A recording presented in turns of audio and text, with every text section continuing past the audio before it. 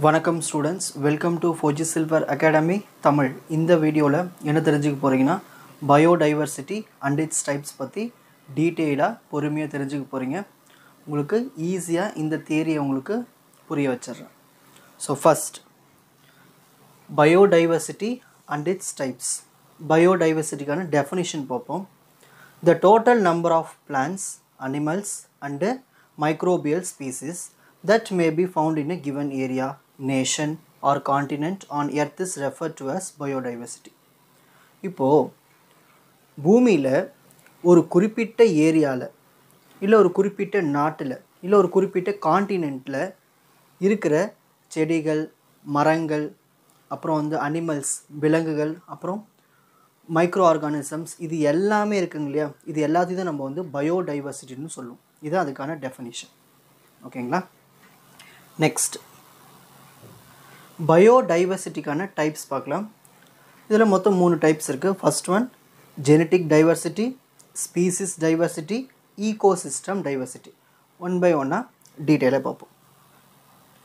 So first one genetic diversity definition பார்ப்போம்.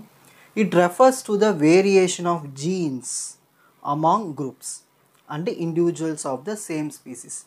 இப்போது நம்ம ஒரு ஸ்பீசிஸ் எடுத்துப்போம். ஃபார் எக்ஸாம்பிள் ஃபிஷ்ஷை எடுத்துப்போம். ஃபிஷ்ஷில் நம்மளுக்கு நிறைய வகை தெரியும். So first fish oreochromis mossambicus. இது நம்ம வீட்டில் சாப்பிடக்கூடிய அந்த ஜிலேபி மீன் தான். இது ஒரு மீன் வகை. நெக்ஸ்ட்டு அடுத்தது ரோகு மீன். கெண்டை மீன் பார்த்துருக்கீங்களா? ரோகு, லாபியோ ரோகிதா. அப்புறம் கட்லா மீன். ஸோ இந்த மாதிரி மீன்கள்லேயே நிறைய ஸ்பீசிஸ் இருக்குது. ஒரே மீன்லேயே நிறைய வகைகள் இருக்குது இல்லையா? ஸோ அந்த மாதிரி ஃபார் எக்ஸாம்பிள் ஃப்ராக் கூட எடுத்துக்கலாமே. நம்ம இந்தியன் ஃப்ராக் என்ன சொல்லுவோம்? ரானா டிக்ரீனியா.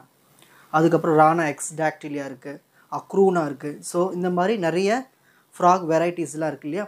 ஸோ அது எல்லாமே தான் நம்ம ஜெனட்டிக் டைவர்சிட்டின்னு சொல்லுவோம். ஓகேங்களா? So it refers to the variation of gene among groups and individuals of the same species. So ஒரே ஸ்பீசிஸ்லேயே அதோடைய இந்த மாற்றங்கள் அடைஞ்சிருக்கும், ஜீன் மாற்றங்கள். நம்ம ஹியூமன்ஸ்லேயே எடுத்துப்போமே. இப்போது தமிழ்நாட்டு ஒரு ஸ்ட்ரக்சரில் இருப்போம், ஒரு ஜெனட்டிக் ரிலேஷன்ஷிப்பில் இருப்போம். அப்படியே ஆஃப்ரிக்கன்ஸ் பாருங்கள், அது ஒரு ஜெனட்டிக் ரிலேஷன்ஷிப். சைனா பாருங்கள். ஸோ இந்த மாதிரி அந்த இண்டிவிஜுவல்ஸும் சரி, அந்த குரூப்பும் சரி, நம்மளுக்கு அந்த ஒரு ஜெனட்டிக் வேரியேஷன்ஸ் இருக்கும், டைவர்ஸ் இருக்கும். எல்லாருக்குமே ஒரே காமனாக இருக்கும்.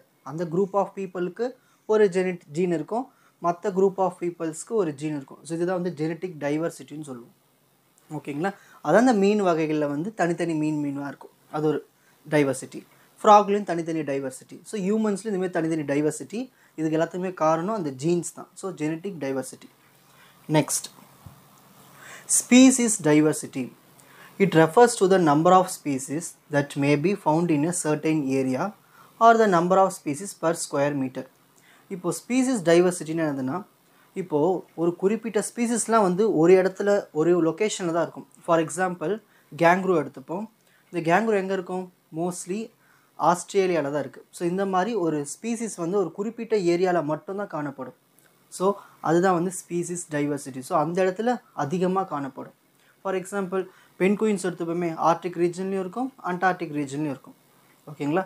ஸோ இந்த மாதிரி நம்ம என்ன பண்ணலாம்னா அதை பிரித்து காட்டலாம். ஓகேங்களா? ஸோ இந்த மாதிரி ஸ்பீசிஸ் டைவர்சிட்டி. நெக்ஸ்ட் அடுத்தது ecosystem diversity. So ecosystem it refers to variation within a community or ecosystem. So அந்த கம்யூனிட்டிலே அந்த வேறுபாடுகள் இருக்கும். ஸோ அதில் 3 டைப்ஸ் இருக்குது. Alpha heterogeneity, beta variation, gamma range. இது நம்ம 3 இப்படியும் சொல்லலாம். Alpha variation, beta variation, gamma variation கூட சொல்லலாம். ஸோ பேர் இப்படியும் எழுதிக்கலாம். So alpha heterogeneity, beta variation, gamma range. So இது 1 by 1 இப்போ பார்க்கலாம். So first one alpha heterogeneity. It refers to the variety within a certain area, community or ecosystem and is assessed by the number of species present. இப்போது ஒரு குறிப்பிட்ட ஏரியாவுக்குள்ளே ஒரு 4-5 வகையான செடிகள் இருக்குது. ஓகேங்களா? அந்த வெரைட்டிஸ். ஃபார் எக்ஸாம்பிள் இப்போ கொயக்கா மரம், மாங்காய் மரம், அப்புறம் தென்னை மரம், அப்புறம் புளியா மரம், இந்த மாதிரி நிறைய மரங்கள் இருக்கும். இதில் ஒரு குறிப்பிட்ட ஏரியாக்குள்ளே இந்த 4 மரங்கள் மட்டும்தான் இருக்குன்னா அதுதான் ஆல்ஃபா ஹெட்டிரோஜெனிட்டின்னு அர்த்தம். ஓகேங்களா. இப்போ இந்த ஏரியாக்குள்ள ஒரு குறிப்பிட்ட நிறைய இருக்குது, எல்லாமே இருக்குது, ஆனால் அது 4 வெரைட்டிஸ் தான் இருக்குது. ஸோ அதுதான் நம்ம இந்த வெரைட்டிஸ் பற்றி பேசுவோம் இல்லையா, அதுதான் ஆல்ஃபா ஹெட்டிரோஜெனிட்டின்னு சொல்லுவோம். Next beta variation. It refers to the diversity of species among communities. இது எப்படின்னா பீட்டானா, இப்போ நம்ம முன்னாடி ஆல்ஃபா படித்தோம் இல்லையா ஒரு ஏரியா, அதே மாதிரி பக்கத்தில் இன்னொரு ஏரியா இருக்கும், அதுலேயும் சில ஸ்பீசிஸ்லாம் இருக்கும், இவங்க 2 பேருக்குள்ளே ஒத்து போகும், அதான் பீட்டா வேரியேஷன். ஓகேங்களா. ஃபார் எக்ஸாம்பிள் இப்போ ஃபஸ்ட்டு சைட்டில் வந்து தென்னை மரம், புளிய மரம், மாம்பழம் மரம், ஓகேங்களா. ஸோ மாங்காய் மரம் இருக்குது. அதே மாதிரி சைட் 2ல் வந்து மாங்காய் மரம் இருக்குது, பனை மரம் இருக்குது, வேறு ஏதோ ஒரு மரம் இருக்குது. அப்போது இந்த ரெண்டுத்துலேயும் காமனாக ஒத்து போகிறது இந்த மாங்காய் மரம். ஸோ இந்த மாதிரி அந்த வேரியேஷன்ஸ்லாம் வந்து சேமாக இருக்கும் அந்த ரிலேஷன்ஷிப். ஸோ அதுதான் பீட்டா வேரியேஷன் சொல்லுவோம். இதுக்கு இன்னும் நான் எக்ஸாம்பிள் உங்களுக்கு காட்டுறேன் பாருங்கள். Next gamma range. காமா ரேஞ்ச்னா it measures the total ecological variety of an area. இப்போது ஒரு ஏரியாவில் ஆல்ஃபா இருக்குது, பீட்டா இருக்குது. இந்த ஏரியாவில் டோட்டலாக எத்தனை வெரைட்டிஸ் இருக்குது, எத்தனை ஸ்பீசிஸ் வெரைட்டிஸ் இருக்குதுன்னு நம்ம மொத்தமாக கணக்கெடுக்கிறது தான் வந்து காமா ரேஞ்ச். இப்போது இது ஆல்ஃபா பீட்டா காமான்னு சொன்னோம் இல்லையா, இந்த டயக்ராமில் உங்களுக்கு கிளியராக புரிஞ்சிடும் பாருங்கள். இப்போது சைட் ஏல இங்கே 3 வகையான ஃபிஷ்ஷஸ் இருக்குது. இங்கே பாருங்கள், இது ஒரு ஃபிஷ்ஷு, இது ஒரு ஃபிஷ்ஷு, இது ஒரு ஃபிஷ்ஷு. ஓகேங்களா. சைட் பிலையும் பாருங்கள், இது ஒரு வகை, இது ஒரு வகை, இது ஒரு வகை. சைட் சியில் பாருங்கள் 2 வகைகள் தான் இருக்குது. ஓகேங்களா. சரி. ஸோ ஆல்ஃபா டைவர்சிட்டி என்ன சொல்லுதுன்னா, இப்போ இந்த சைட் ஏல எத்தனை வெரைட்டிஸ் இருக்குதுன்னு பார்க்கணும். ஸோ இந்த ஆரஞ்சு கலர் ஃபிஷ் இங்கே ஒன்று இருக்குது, இது ஒரு ஃபிஷ் இருக்குது, கட்லா ஃபிஷ் இருக்குது, இங்கே ஒரு நார்மல் ஃபிஷ் எது ஒன்று இருக்குது. ஸோ 1 2 3 வெரைட்டிஸ் இருக்குது. So alpha diversity 3. Next side பியில் பாருங்கள், அதே மாதிரி ஆரஞ்சு ஃபிஷ் ஒரு வெரைட்டி இருக்குது, நெக்ஸ்ட்டு கட்லா ஃபிஷ் ஒன்று இருக்குது, இன்னொரு புது வெரைட்டி ஒன்று இருக்குது. ஸோ 3 வெரைட்டிஸ் இருக்குது இந்த சைட் பிக்குள்ளே. நெக்ஸ்ட்டு சைட் சிக்குள்ளே பாருங்கள், ஆரஞ்சு ஃபிஷ் 3 இருக்குது. ஸோ ஒரு வெரைட்டி, இன்னொரு வெரைட்டி ஃபுல்லாகவே வந்து வேறு ஏதோ ஒரு ஃபிஷ்ஷஸ் இருக்குது. ஓகேங்களா. ஸோ அது 4 இருக்குது. ஸோ இருக்கிறது இந்த 2 வெரைட்டி தான். So alpha diversity 2. இப்போ ஆல்ஃபா டைவர்சிட்டின்னு என்ன புரிஞ்சிச்சுங்களா. இப்போ பீட்டா டைவர்சிட்டி நம்ம வந்து கம்பேர் பண்ண போகிறோம் இந்த ஏக்கும் பிக்கும். Beta diversity between A and B, அதே மாதிரி beta diversity between B and C. ஓகேங்களா. சரி. இப்போது இதில் எப்படி கம்பேர் பண்ணோன்னா, இதில் மொத்தம் எத்தனை வெரைட்டிஸ் இருக்குது, இதில் ஏ அந்த 3 எடுத்து இங்கே எழுதிக்கோங்க. இதில் எத்தனை வெரைட்டிஸ் இருக்குது, 3 வெரைட்டிஸ் இருக்குது. ஸோ 3 எடுத்து இங்கே எழுதிக்கணும். இந்த -2 இந்த -2 எப்படி வந்ததுன்னா, இப்போது இந்த 2 ஆரஞ்சு ஃபிஷ் இதுலேயும் இருக்குது, இதுலேயும் இருக்குது. ஸோ அதை விட்டுடுங்க. இந்த 2 கட்லா மீன் இதுலேயும் இருக்குது, இதுலேயும் இருக்குது. அப்போது இந்த 2 தான் புது வெரைட்டிஸ், இதுக்கும் டிஃப்ரென்ஸ். ஸோ அந்த 2 எடுத்து நம்ம மைனஸ் பண்ணி காமிச்சோன்னா நம்மளுக்கு இந்த ஏக்கும் பிக்கும் உள்ள இருக்கிற அந்த பீட்டா டைவர்சிட்டி வேல்யூ கிடச்சிரும். ஸோ சிமிலர்லி பிக்கும் சிக்கும் இதே மாதிரி தான் நம்ம சால்வ் பண்ணணும். ஓகேங்களா. சரி. இப்போ காமா டைவர்சிட்டினா என்ன சொல்கிறேன்னு பாருங்கள். காமா டைவர்சிட்டினா இப்போது இதில் எத்தனை வெரைட்டிஸ் இருக்குது, இப்போ மொத்தமாக பார்க்கணும். சைட் ஏ, சைட் பி, சைட் சி மொத்தமாக பார்க்குறது தான் காமா. ஓகேங்களா. ஸோ காமானா மொத்தமாக பார்க்கணும். மொத்தமாக எத்தனை வெரைட்டிஸ் இருக்குன்னு பார்க்கணும். ஆரஞ்சு ஃபிஷ் இங்கேயும் இருக்குது, இங்கேயும் இருக்குது, இங்கேயும் இருக்குது. So orange fish 1. நெக்ஸ்ட் இந்த மாதிரி டைப் ஃபிஷ் இருக்குது பாருங்கள், கட்லா மீன் இங்கேயும் இருக்குது, இங்கேயும் இருக்குது. இதில் இல்லைனாலும் பிரச்சனை இல்லை, ஆனால் இந்த 3த்துலேயும் பார்க்கணும். So second variety. Next third variety, இந்த மாதிரி மீன் இங்கே மட்டும்தான் இருக்குது, இதில் இல்லை. So third variety. நெக்ஸ்ட்டு இதை நம்ம ஏற்கனவே கணக்கு பண்ணியாச்சு, இதையும் கணக்கு பண்ணியாச்சு. இது 4th வெரைட்டி, இது ஒரு மீன். ஓகேங்களா. நெக்ஸ்ட் அடுத்தது சைட் சியில் இது கனெக்ட் பண்ணியாச்சு, இது ஒரு வகையான புது மீன். So 5 variety. ஸோ டோட்டலாக மொத்த சைட்லேயும் நம்ம செக் பண்ணி பார்க்கணும். மொத்தம் 5 வெரைட்டிஸ் ஆஃப் ஃபிஷ்ஷஸ் இருக்குது. ஸோ அதுதான் வந்து காமா டைவர்சிட்டி. ஓகேங்களா. இவ்வளவு தான் alpha beta gamma. Next values of diversity. இப்போது பயோடைவர்சிட்டிக்கான என்னென்ன வேல்யூஸ் இருக்குது. Consumptive use value, productive use value, social value, ethical and moral value, aesthetic value, option value. So one by one பார்க்கலாம். So first, conceptive use value. When biodiversity related products are harvested and consumed, these values are directly put to use. For example, இப்போ penicillin is a fantastic antibiotic. இது வந்து என்ன பண்ணும், நுண்ணுயிர் கொல்லின்னு சொல்லுவாங்க. இந்த micro ஆர்கானிசம்ஸ்லாம் இருக்கு இல்லையா, அதை சாகடிக்கிறதுக்கு இந்த பெனிசிலின் இன்ஜெக்ஷன்லாம் போடுவாங்க இல்லையா. So penicillin is a fantastic antibiotic. It is produced by the mould penicillium. அப்போது நம்ம வந்து இந்த பயோடைவர்சிட்டியிலிருந்து இந்த பெனிசிலினியம் மோல்டு இருக்கு இல்லையா, அதுலேருந்து நம்ம இந்த பெனிசிலின் எடுக்கிறோம் இல்லையா. அப்போ இதுக்கு யார் காரணம்? இந்த பயோடைவர்சிட்டி தான் நம்மளுக்கு ஹெல்ப் பண்ணுது. ஸோ நம்ம பயோடைவர்சிட்டிலேயே இப்போ நம்ம என்விரான்மெண்ட்டில் ஏதோ ஒரு ப்ராடக்ட்லேருந்து ஒரு புது ப்ராடக்ட் எடுக்கிறோம் இல்லையா, இல்லை ஏதோ ஒரு ஆர்கானிசம்ஸ் இது ஏதோ ஒரு பிளான்ட்லேருந்து ஏதோ ஒன்று எடுக்கிறோம் இல்லையா, ஹார்வெஸ்ட் பண்ணி எடுக்கிறோம் இல்லையா, அதுதான் வந்து consumptive use value. Next, productive use value. Products made from biodiversity now have a market price. These products advertised and sold. இப்போ பயோடைவர்சிட்டியிலேருந்து நம்ம ஏதோ ஒரு ப்ராடக்டை உற்பத்தி பண்ணுறோம். ஓகே, நம்ம என்விரான்மெண்ட் சுற்றி இருக்கிற எல்லாத்தையும் யூஸ் பண்ணி நம்ம ஒரு புது ப்ராடக்டை உற்பத்தி பண்ணுறோம். அந்த ப்ராடக்ட்டுக்கு சொசைட்டியில் அதுக்குன்னு ஒரு மதிப்பு இருக்கும், ப்ரைஸ். ஓகேங்களா, அது மூலயமா நம்ம லாபம் சம்பாதிப்போம். ஸோ அதுதான் வந்து ப்ரொடக்டிவ் யூஸ் வேல்யூ. எக்ஸாம்பிள், அனிமல்ஸில் பார்த்துட்டோம்னா எலிஃபண்ட்லேருந்து டஸ்க் எடுப்பாங்க, இது இல்லீகல் போச்சிங். நெக்ஸ்ட், ஷீப்லேருந்து உள் எடுப்பாங்க, சில்க் வாம்லேருந்து சில்க் எடுப்பாங்க. ஆனால் இந்த ஃபஸ்ட் ஒன் வந்து ஒரு இல்லீகல் பவுச்சிங்கில் வரும், அந்த அனிமலை கொன்று அதுக்கப்புறமா வந்து எடுப்பாங்க. ஸோ இது எல்லாமே நம்ம பின்னால் டாபிக்ஸில் பார்ப்போம். Next, social value. In our nation many ஃப்ளோரானா செடிகள், ஓகேங்களா, are revered and held in high regard. Example, lotus, tulsi. இப்போ லோட்டஸும் துளசியும் வந்து ஒரு சோஷியல் வேல்யூ, அதாவது நம்ம ஒரு நல்ல விஷயத்துக்கு பயன்படுத்துவோம். The forest wildlife and the indigenous inhabitant are inextricably interwoven. அதாவது இப்போ ஒரு ஃபாரஸ்ட்னு எடுத்துக்கிட்டோம்னா அதில் இந்த மாடுகள், பீகாக், இது ரெண்டுத்தையும் நம்ம வந்து அந்த பிரிக்கவே முடியாது. பிரிக்க முடியாதுன்னா ஒரு ஃபாரஸ்ட்னால் அதில் மாடுகள் இருக்கணும், கண்டிப்பாக அங்கே மயில்கள்லாம் இருக்கணும். ஸோ இந்த மாதிரி விஷயத்தில் வந்து ஒரு வைல்ட் லைஃப்லேருந்து பிரிக்க முடியாது. ஸோ இதெல்லாம் ஒரு முக்கியமான பார்ட்டாக இருக்குது. லோட்டஸ், துளசி எல்லாமே வந்து ஒரு முக்கியமான செடிகளில் ஒரு முக்கியமான தூவம் இருக்குது. லோட்டஸ், துளசி ஒரு holy. So social value. So சொசைட்டியில் எதெல்லாம் பயன்படுது? மாடு, பீகாக்கு, லோட்டஸ், துளசி செடிகளில். ஸோ அதான் social value. Next, fourth one, ethical and moral value. நியாயமா, தர்மமா, எப்படி பார்க்கலான்னு பாருங்கள். All forms of life need to be protected, which is the foundation of ethical principles related to biodiversity protection.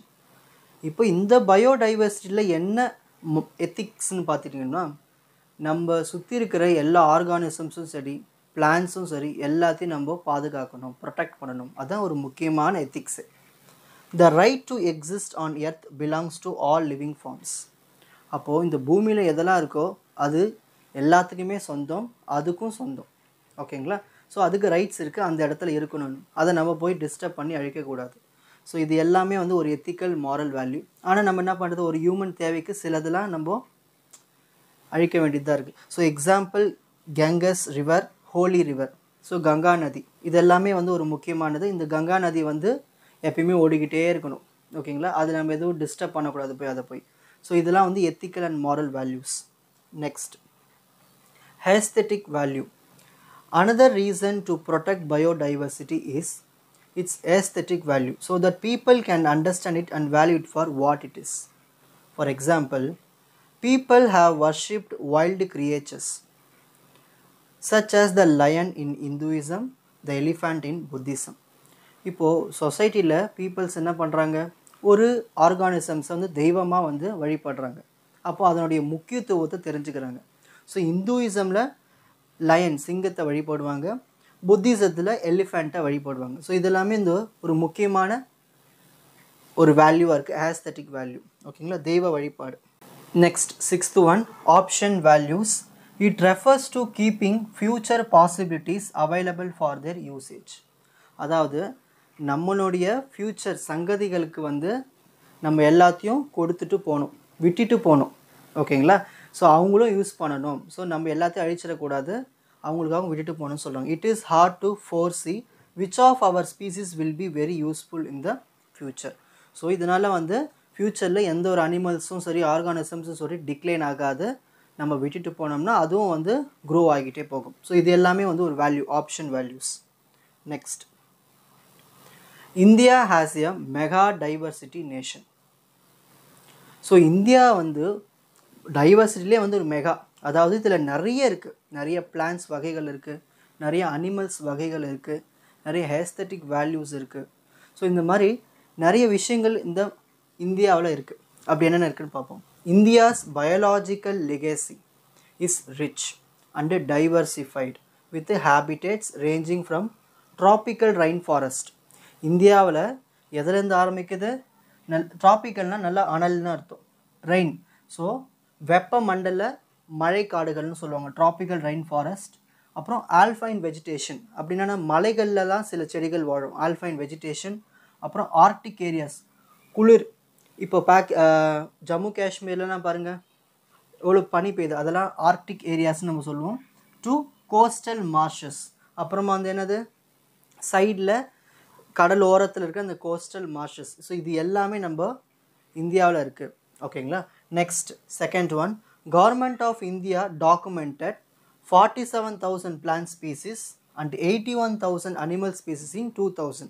So 2000 அதான் 2000 இயரில் வந்து கவர்மெண்ட் வந்து கணக்கு எடுத்திருக்காங்க. அதில் பிளான்ட் வந்து 47,000 ஸ்பீசிஸ் இருக்குது, அனிமல்ஸில் 81,000 ஸ்பீசிஸ் இருக்குது. இப்போது இன்க்ரீஸ் ஆகிருக்கு. Accounting for around 7% and 6.5% of the world flora and fauna respectively. இப்போது உலகம்னு எடுத்துட்டோம்னா இடத்துல நம்ம இந்தியாவில் ஃப்ளோரா ஃபவுனா எவ்வளோ ஆக்குபை பண்ணியிருக்குன்னா 7% ஃப்ளோரா செடிகள், ஃபவுனா வந்து அனிமல்ஸ் 6.5% வந்து இந்தியாவுக்குள்ளே இருக்குதுன்னு சொல்கிறாங்க. Next, many species are said to have originated in India. So வேர்ல்டுன்னு எடுத்துக்கிட்டோம்னா நிறைய ஸ்பீசிஸ் இருக்குது, அதுக்கு எல்லாத்துக்குமே ஆரிஜின் இங்கிருந்து தான் வந்தது, இந்தியாவிலேருந்து தான் வந்தது. Almost 5,000 different types of blooming plants are native to India. பூ பூக்கும் செடிகள்லாம் இருக்குங்க இல்லையா, அதெல்லாம் நிறைய 5000 வகையான செடிகள் எல்லாத்துக்குமே சொந்தம் வந்து இந்தியா தான். ஓகேங்களா, தாய் வீடு மாதிரி. Next, India is the birth place of 166 types of agricultural plants. So விவசாயத்துக்கு நம்ம பயன்படுத்துகிற செடிகள் எல்லாமே இந்தியாவுக்கு தான் வந்து பிறந்த இடம் மாதிரி. and 320 species of wild species linked to farmed crops. So அந்த க்ராப்ஸை வந்து விவசாயம் பண்ணி எடுக்கிறதுக்கு சில அனிமல்ஸ்லாம் நம்மளுக்கு தேவைப்படுது, வைல்ட் லைஃப் ஸ்பீசிஸ், அதுவும் வந்து இங்கே தான் இருக்குது, இந்தியாவில் தான் 320 species. India is among the countries having 12 mega diversity. ஓகேங்களா. ஸோ இந்தியாவில் வந்து 12 மெகா டைவர்சிட்டிஸ் இருக்குது. ஸோ இதுதான் வந்து இந்தியா வந்து ஒரு mega diversity. Hotspots of biodiversity. Hotspots. Hotspots of biodiversity are places with both great species richness and high species endemism. ஒரு குறிப்பிட்ட இடத்தை வந்து பாதுகாப்பாங்க, அந்த பாதுகாத்து அங்கே இருக்கிற அனிமல்ஸ் எல்லாத்தையும் பாதுகாப்பாக வளர்ப்பாங்க, அங்கே இருக்கிற ஸ்பீசிஸும் சரி அங்கே இருக்கிற செடிகள்லாம் சரி பாதுகாப்பாங்க. இது நம்ம ஹாட்ஸ்பாட்ஸ்னு சொல்லுவோம். எதனாலனா அந்த இடத்துல இருக்கிற ஆர்கானிசம்ஸ் வந்து அழிவை நோக்கி போய்கிட்டு இருக்கும். ஸோ அதை அழிவை நோக்கி போகக்கூடாது அப்படின்னு நிறுத்தி வச்சுக்கலாம். ஸோ அதை வந்து க்ரோத் பண்ணலான்னு ஒரு கவர்மெண்ட் முடிவு எடுத்து ஒரு குறிப்பிட்ட ஏரியா எல்லாத்தையும் ஹாட்ஸ்பாட்ஸை நிர்ணயிப்பாங்க. There are 25 such biodiversity hotspots in a worldwide scale and 2 of them, the eastern Himalayas and western Ghats, are located in India. உலகத்தில் வந்து 25 பயோடைவர்சிட்டி ஹாட்ஸ்பாட்ஸ் இருக்குது, அதில் 2 நம்ம இந்தியாவில் இருக்குது. இந்தியாவில் எங்கே? ஈஸ்டர்ன் ஹிமாலயாஸில் இருக்குது, வெஸ்டர்ன் காட்ஸ் இருக்குது. வெஸ்டர்ன் காட்ஸ் தெரியும் இல்லையா, இந்த பக்கமாக. So in India the hotspots in India are home to the variety of animals, reptiles, amphibians, swallow-tailed butterflies and rare plant and animal species. So அந்த ஹாட்ஸ்பாட்ஸில் என்னெல்லாம் இருக்குன்னா அனிமல்ஸ் மிருகங்கள் இருக்குது, ரெப்டைல்ஸ் இந்த முதல்ல இதெல்லாம் இருக்குங்களா, ஆலிகேட்டர் இதெல்லாமே, ஆம்பிபியன்ஸ் தவளைகள் இதெல்லாமே, ஸ்வாலோ டெயில்டு பட்டர்ஃப்ளைஸ். ஸோ இந்த மாதிரி நிறைய வகைகளான பூச்சிகள் இது எல்லாமே அந்த பயோடைவர்சிட்டியில் இருக்குது, ஹாட்ஸ்பாட்ஸில் இருக்குதுன்னு சொல்கிறாங்க. நெக்ஸ்ட், ஹாட்ஸ்பாட்ஸ் ஆஃப் பயோடைவர்சிட்டி என்னென்ன ஹாட்ஸ்பாட்ஸ் பாருங்கள்.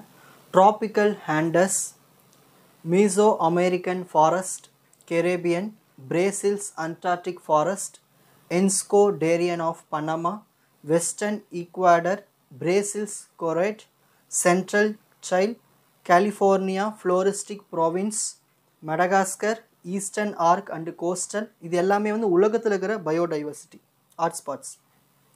Western African forest, Cape Holistic province, succulent Kalok, Mediterranean basin, Caucasus, Sundarland, Valles, Philippines, Indo-Burma, Eastern Himalayas, South Central China, South Western Australia, Western Ghats, Sri Lanka, New Zealand, New Caledonia.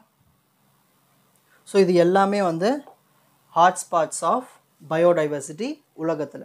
ஓகேங்களா. Next, threads to diversity.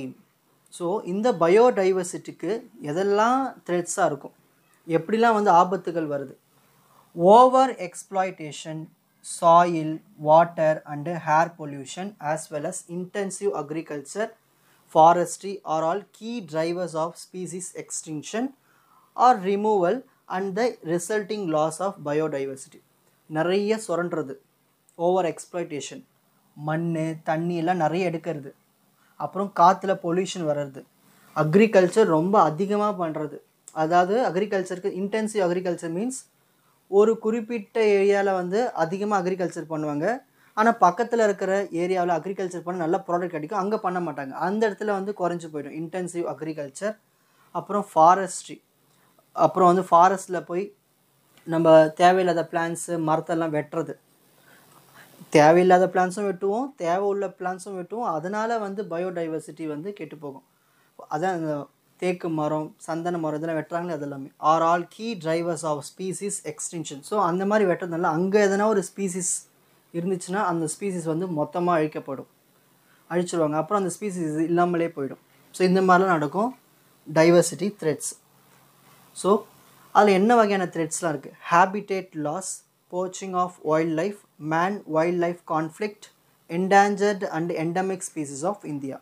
So இந்த one by ஒன்னாக பார்க்கலாம். First one, habitat loss.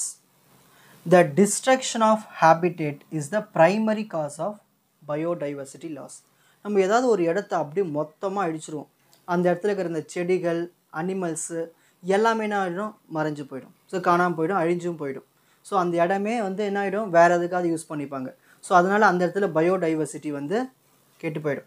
when people take down trees, fill marshes, fluff grasslands or burn forest, their natural habitat is changed or destroyed. இப்போ என்ன பண்ணுறாங்கன்னா, people என்ன பண்ணுறாங்க, அங்கே இருக்கிற செடிகளை எடுத்துடுறாங்க, ஓகேங்களா, அதுக்கப்புறம் வந்து கிராஸ்லேண்ட்ஸு, ஃபாரஸ்ட் எரிஞ்சு போயிடுது. ஸோ இந்த மாதிரி விஷயங்கள்னாலலாம் வந்து இந்த ஹேபிடேட் அந்த இடமே வந்து இல்லாமல் போயிடுது. A species population shrinks due to over exploitation to the point that it is threatened with the extinction. So species population என்ன ஆகிடுது, ஷ்ரிங்க் ஆகிடுது. ஸோ ஷ்ரிங்க் ஆனதுக்கு அப்புறமா எதனால் ஷ்ரிங்க் ஆகுது? ஏன்னா நிறைய வந்து ஓவர் எக்ஸ்ப்ளாய்டேஷன், நிறைய தோண்டிடுறோம், நிறைய ஓவர் எக்ஸ்ப்ளாய்டேஷன் தோன்றதும் சொல்லுவோம், சில ஸ்பீசிஸை அழிக்கிறதும் சொல்லுவோம், சில இடத்த வந்து ஃபுல்லாகவே காலி பண்ணுறதும் சொல்லுவோம். இது எல்லாமே பண்ணுறதுனால ஸ்பீசிஸ் பாப்புலேஷன்ஸ் வந்து ஷ்ரிங்க் ஆகிடுது. அங்கே ஏதாவது இப்போ ஒரு இடத்த வந்து நம்ம அழிக்கிறோன்னா அந்த இடத்துல தான் வந்து ஒரு குறிப்பிட்ட ஆர்கானிசம் இருக்குன்னா அந்த ஆர்கானிசம் மொத்தமே போயிடும், உலகத்தில் வேறு எங்கேயுமே இல்லாமல் போயிடும், அப்போ அந்த ஸ்பீசிஸே காணாமல் போயிடும். ஸோ இது எல்லாமே வந்து ஹேபிடேட் லாஸ்ன்னு சொல்கிறாங்க. Next, poaching. போச்சிங்னா உங்களுக்கே தெரியும், catching of animals without their knowledge is called poaching. காட்டுக்கு போவாங்க, ஹண்டர்ஸ் அந்த மிருகத்தை பிடிப்பாங்க. இப்போ எலிஃபேண்ட்னு எடுத்துக்கிட்டோம்னா டஸ்க் வெட்டி எடுப்பாங்க. ரைனோசரஸ் இருக்குங்க இல்லையா, ஸோ அதுலேயும் வந்து அதனுடைய மேலே இருக்க அந்த கொம்பு எடுப்பாங்க. அதுக்கப்புறமா டைகர்ஸ் வேட்டையாடுவாங்க, லயன் டைகர்ஸ், அதோடைய ஸ்கின்னுக்காக. ஸோ இது எல்லாமே போச்சிங், அதனால் அந்த அனிமல்ஸ் வந்து அழிஞ்சு போயிடும். So catching of animals without their knowledge is called poaching. Human beings at places act as a hunter and poachers. அப்போ பவுச்சஸ் யார்? நம்ம தான், மனுஷங்க தான் poachers. It is one of the main reason for decline of wildlife across the world. So உலகத்தில் wildlife சரியறதுக்கு காரணமே இந்த பவுச்சிங் தான். Example, poaching of elephant for ivory, tigers for the skin. So அந்த டஸ்க் இருக்கு இல்லையா, அதுக்காக elephant எடுப்பாங்க, பவுச் பண்ணுவாங்க. டைகர்ஸ் வந்து பவுச் பண்ணி அதில் இருக்கிற ஸ்கின் எடுத்து வியாபாரம் பண்ணுவாங்க. ஸோ இது எல்லாமே பவுச்சிங்கில் நடக்குது. இது எல்லாமே ஒரு த்ரெட்டு தான். Next, man wild conflict. மனுஷங்களுக்கும் வைல்ட் லைஃபுக்கும் உள்ள முரண்பாடுகள், conflict. As the amount of forest cover decreases, tiger, elephant, rhinos and bears are forced to leave the forest and attack field. இப்போது ஒரு ஃபாரஸ்ட்டை நம்ம வந்து அழிச்சிக்கிட்டே வரோம்னா அங்கே இருக்கிற அனிமல்ஸ் என்ன பண்ணோம், தப்பிச்சு வெளியில் வரும், மனுஷங்க இருக்கிற இடத்துக்கு வரும், அட்டாக் பண்ண வரும். One aspect of human expansion into forest is conflict with the animals. அப்போ தான் வந்து அனிமல்ஸ்க்கும் மனுஷனுக்கும் உள்ள அந்த முட்டு மோதல்கள் வருது. ஓகேங்களா? If a mother animals believes that her young cubs are in danger she frequently attack the human. அப்போது எதனால் வந்து மனுஷங்களை அட்டாக் பண்ணுது?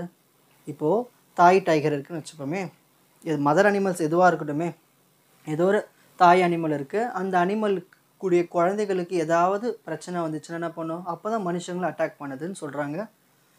இதுதான் மேன் வைல்ட் லைஃபுக்குள்ளே இருக்கிற அந்த கான்ஃப்ளிக்ட். ஓகேங்களா? முரண்பாடு. நெக்ஸ்ட், இதனால் என்ன ரெமிடியல் மெஷர்ஸ் கொண்டு வரலான்னா, development and building activities in and near the forest area must come to an end. அப்போது நம்ம பில்டிங் கட்டக்கூடாது, அந்த வைல்ட் லைஃப் கிட்ட போய் அதனை டிஸ்டர்ப் பண்ணுற மாதிரி பில்டிங் அது பக்கத்தில் போய் கட்டக்கூடாது, அது முடிவுக்கு வரணும். To keep animals out of field solar powered fencing should be install together with electric current proof ditches. இப்போ அனிமல்ஸ் இங்கே இருக்குது, மனுஷங்க அந்த பக்கம் இருக்காங்கன்னா இதுக்கு நடுவில் வந்து ஒரு ஃபீல்டு மாதிரி வைக்கணும். ஓகேங்களா? அந்த ஃபீல்டில் வந்து சோலார் பவர்டு ஃபென்சிங் வச்சுருக்கணும். ஓகேங்களா? அதில் சோலார் பவர் வச்சு அதேமாதிரி அந்த கரண்ட் அந்த தண்ணியில் அந்த அந்த ஓரமாக இருக்கும், அதெல்லாம் வந்து கரண்ட்டை பாஸ் பண்ணி அந்த அனிமல்ஸ் இந்த ஏரியாவிலேருந்து அந்த ஏரியாவுக்கு வராத மாதிரி நம்ம பார்த்துக்கணும். Cropping plan should be modified close to the forest borders. So இப்போது ஃபாரஸ்ட் பார்டரில் போய் வந்து கிராப்பிங் பண்ணணும், அந்த பிளானில் கொஞ்சம் சேஞ்சஸ்லாம் கொண்டு வந்தோம்னா நம்ம இந்த மேன் வைல்ட் லைஃப் இருக்கிற அந்த கான்ஃப்ளிக்ட், அந்த சண்டைகள், அந்த முரண்பாடுகள்லாம் குறைச்சிக்கலாம். Next, endangered and endemic species of India. As a result of the combination of the expanding human population and other causes that contribute to the extinction of certain wild animals and plants, there is a growing concern for safeguarding wild species across the world. Population அதிகமாக ஒரு குறிப்பிட்ட மக்கள் என்ன பண்ணுவாங்க, அந்த ஏரியாவுக்கு போவாங்க, இங்கே இருக்க முடியாது மற்ற ஏரியாவுக்கு போவாங்க, அங்கே போய் என்ன பண்ணுவாங்க, அங்கே ஃபாரஸ்ட் அழிப்பாங்க, அங்கே ஃபாரஸ்ட் அழித்து அங்கே அனிமல்ஸும் அழிஞ்சு போய்டும், அங்கே ஸ்பீசிஸும் அழிஞ்சு போய்டும், அங்கே ஒரு சிட்டி மாதிரி உருவாயிடும், நிறைய பில்டிங்ஸ் வந்துடும். ஸோ இதனால் என்ன ஆகிடுதுன்னா சில ஸ்பீசிஸ்லாம் வந்து ரொம்ப டேஞ்சர் ஜோனுக்கு போயிடும்.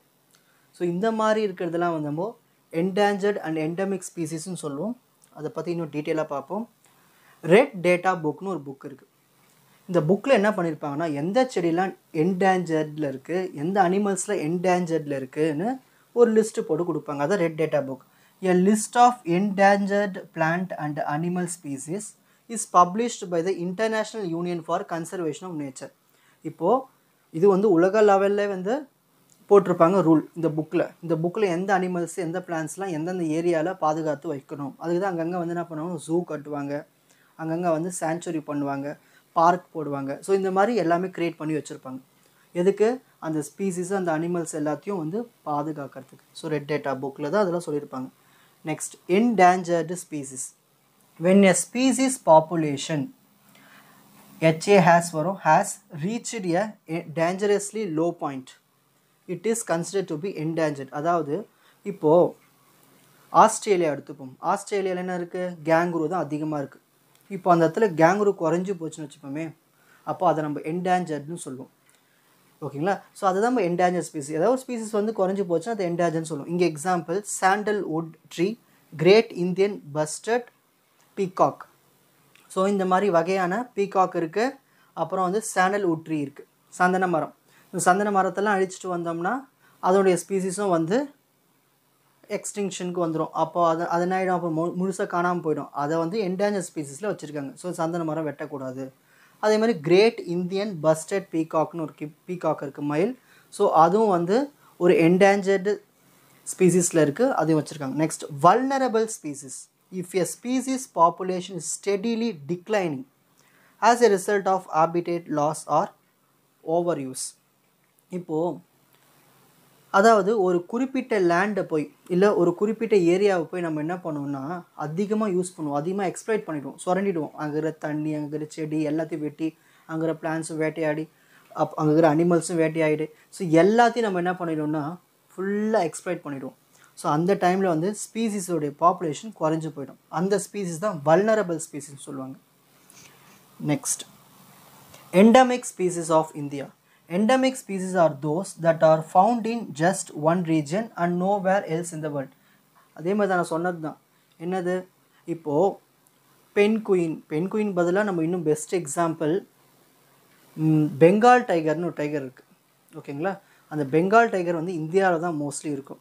ஓகேங்களா, அந்த பெங்கால் டைகருடைய எண்ணிக்கை முன்னே குறைஞ்சிட்டு வந்தது, இப்போ வந்து அது ஏற ஆரம்பிச்சிச்சு அந்த ஸ்பீசிஸ். ஸோ அந்த மாதிரி ஒரு குறிப்பிட்ட ரீஜனில் மட்டும்தான் இருக்கும். அது மொத்தமாக போயிடுச்சுன்னா அந்த ஸ்பீசிஸே அழிஞ்சிடும். ஸோ அந்த மாதிரி ஸ்பீசிஸ்லாம் வந்து எண்டமிக் ஸ்பீசிஸ்ன்னு சொல்லுவாங்க. நம்ம kangaroos are originally endemic to Australia and are found nowhere else in the world. நான் சொன்னேன் இல்லையா, கேங்கரூஸ் வந்து ஆஸ்திரேலியாவில் மட்டும்தான் இருக்குது, வேற எங்கேயும் இல்லை. இந்தியான்னு பார்த்துட்டோம்னா நம்ம பெங்கால் டைகரை சொல்லலாம். Next, conservation of biodiversity. Biodiversity நம்ம வந்து பாதுகாக்கணும். எதனால் பாதுகாக்கணும்? Reasons, preventing the loss of species genetic variety. அப்போது அப்படி ஏன் பாதுகாக்கிறோன்னா, அப்படி பாதுகாத்தோம்னா நம்ம வந்து இந்த புது ஜெனட்டிக் வேரியேஷன்ஸ்லாம் வரும், புது ஸ்பீசிஸ்லாம் வரும். அதை நம்ம பாதுகாக்கணும்னா அந்த புது ஸ்பீசிஸ் எல்லாம் வராமலே போயிடும். அந்த ஸ்பீசிஸ்னுடைய எண்ணிக்கை குறைஞ்சி போயிடும், வெரைட்டிஸ் குறைஞ்சி போயிடும். Saving a species from extinction. இப்போது ஏதோ ஒரு அனிமல்ஸ் வந்து கொஞ்சம் கொஞ்சமாக குறைஞ்சிட்டே வருதுன்னா அது மொத்தமாக காணாமல் போயிடும். அப்போது பயோடைவர்சிட்டியை பாதுகாக்கணும். Protecting ecosystem from damage and deterioration. So ஏதோ ஒரு ஈகோசிஸ்டம் வந்து டேமேஜ், அந்த இடத்துல வேஸ்ட்டு பொருட்கள் அதிகமாக இருக்குது, இல்லை பிளாஸ்டிக் கண்டென்ட் வந்து அதிகமாக கொட்டிடுறாங்க, அந்த இடத்துல சுற்றி இருக்கிற அனிமல்ஸ் எல்லாம் அதை சாப்பிட்டு இறந்து போயிடுது. ஸோ இந்த மாதிரி இல்லாமல் அந்த ஈகோசிஸ்டமை பாதுகாக்கணும். அப்படி பாதுகாத்தோம்னா பயோடைவர்சிட்டியை நம்ம நல்லா பாதுகாத்து நம்ம வந்து வரகிற ஃப்யூச்சருக்கு அடுத்த சங்கதிகளுக்கு கொடுக்கலான்னு சொல்கிறாங்க. இதெல்லாம் reasons. Next, how do we conserve biodiversity. அப்படி பயோடைவர்சிட்டி எந்த வகைகள்லாம் வந்து நம்ம பாதுகாக்கலாம்? இன்சிட்டு கன்சர்வேஷன், எக்ஸிட்டு கன்சர்வேஷன், ரெண்டுக்கு முக்கியமான டாபிக் இது. In situ conservation, the preservation of a species in its natural habitat through the establishment of national parks and wildlife sanctuaries referred to as in situ conservation. இப்போது tigers, Lions, நம்ம இந்தியாவில் இருக்கிற plants, animals எல்லாத்தையும் நம்ம இந்தியாவில் தான், அது அந்த கிளைமேட்டில் தான் இருக்கும். அதை நம்ம என்ன பண்ணணும்னா அதெல்லாம் கொண்டு வந்து ஒரு பார்க் மாதிரி ஃபார்ம் பண்ணி, சாங்சுரி மாதிரி ஃபார்ம் பண்ணி வளர்க்குறோம் இல்லையா, அதுதான் வந்து இன்சிட்டு கன்சர்வேஷன், பாதுகாக்கிறோம் இல்லையா அது. Exit conservation, this method involve removing endangered animals and plants from their native environment and putting them in a carefully managed setting where they may be preserved and given particular attention. இப்போது இந்தியாவில் ஒரு species இருக்குன்னு வச்சுப்போமே, அந்த species வந்து ரொம்ப குறையிற நிலம் வந்துச்சு, அந்த ஸ்பீசிஸ் அழியிற நிலம் வந்துச்சுன்னு வச்சுப்போமே, அந்த ஸ்பீசிஸ் வந்து அங்கே எப்படி இருந்ததோ அதே மாதிரி செட்டப்பை போட்டு நம்ம அதை பாதுகாப்போம் ஒரு குறிப்பிட்ட ஏரியாவில். அதுதான் வந்து எக்ஸிட்டு கன்சர்வேஷன். சரி, இன்சிட்டு கன்சர்வேஷன் பார்த்துட்டோம்னா நம்ம இந்தியாவில் 89 நேஷ்னல் பார்க்ஸ் இருக்குது, 500 வைல்ட் லைஃப் சாங்சுரிஸ் இருக்குது. Example, the Thar desert national park preserve the native animals like black bucks, அப்புறம் நீல்கை, சிங்காரா. ஸோ இந்த மூணுத்தையும் உன்னுடைய நேட்டிவ் எங்கே பாதுகாக்கிறாங்க? இந்த நேஷ்னல் பார்க்கில் தான் வந்து இந்த ஸ்பீசிஸை வந்து பாதுகாக்கிறாங்க. Ex situ conservation, rare Manipur brow antlered deer, அந்த மான், Delhi zoo, pygmy hog, Guwahati zoo. So இதில் எல்லாத்துலேயும் வந்து வச்சுருக்காங்க. இதில் என்னது? Exit conservation. ஸோ இந்த சாங்சுவரிஸ்லாம் வந்து இந்த அனிமல்ஸ் எல்லாத்தையும் பாதுகாக்கிறாங்க. ஓகேங்களா? ஸோ இது வந்து இன்சிட்டுன்னு சொல்லுவோம், இந்த எக்ஸிட்டுன்னு சொல்லுவோம். ஏன் இதை இப்படி பண்ணுறாங்கன்னா, எக்ஸிட்டில் வந்து எப்பயுமே வந்து அந்த அனிமல்ஸ் அங்கே எப்படி வாழ்ந்ததோ அதே மாதிரி கிளைமேட்டு, அதே மாதிரி இருக்கிற லொக்கேஷன், அதுக்கேற்ற மாதிரி செட்டப் பண்ணி தான் வளர்ப்பாங்க. அப்போ தான் அந்த ஸ்பீசிஸ் வந்து வளரும். ஏன்னா அந்த ஸ்பீசிஸ் வந்து அழியிற நிலையமே இருக்கும். ஸோ இது எல்லாமே வந்து இப்படிலாம் வந்து பயோடைவர்சிட்டியாக வந்து நம்ம கன்சர்வ் பண்ணலாம். இப்போது ஸ்க்ரீன்ஷாட் டைம். ஒவ்வொரு ஸ்லைடாக ஸ்க்ரீன்ஷாட் எடுத்துக்கோங்க.